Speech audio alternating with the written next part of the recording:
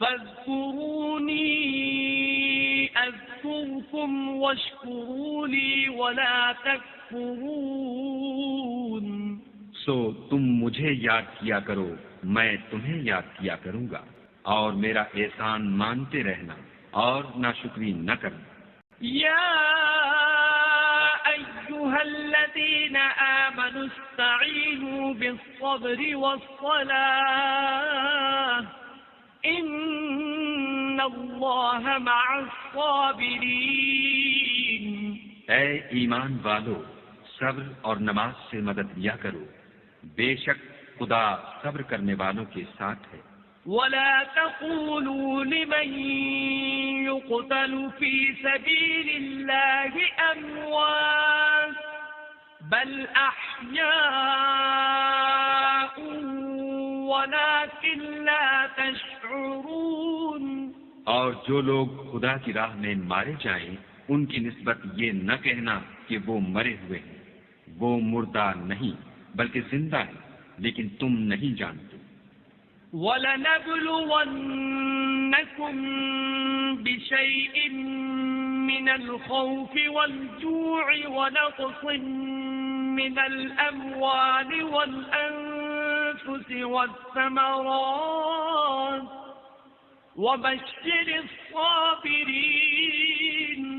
اور ہم کسی قدر خوف اور بھوک اور مال اور جانوں اور میووں کے نقصان سے تمہاری آزمائش کریں گے، تو صبر کرنے والوں کو خدا کی خوشنودی کی بشارت سنا دو. الذين إذا أصابتهم مصيبة قالوا إنا لله وإنا إليه راجعون. ان لوگوں پر جب کوئی مصیبت واقع ہوتی ہے تو کہتے ہیں کہ ہم خدا ہی کا مال ہیں اور اسی کی طرف لوٹ کر جانے والے ہیں. أولئك عليهم صلوات من ربهم ورحمة وأولئك هم المهتدون. یہی لوگ ہیں جن پر ان کے پروردگار کی مہربانی اور رحمت ہے، اور یہی سیدھے رستے پر ہیں.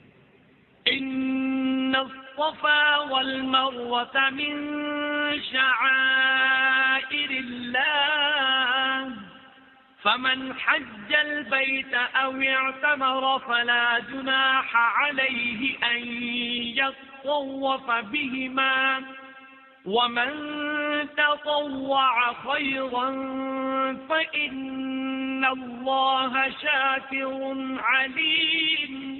بے شک کوہ صفا اور مروہ خدا کی نشانیوں میں سے ہیں، تو جو شخص خانہ کعبہ کا حج یا عمرہ کرے اس پر کچھ گناہ نہیں کہ دونوں کا طواف کرے، بلکہ طواف ایک قسم کا نیک کام ہے، اور جو کوئی نیک کام کرے تو خدا قدر شناس اور دانا ہے.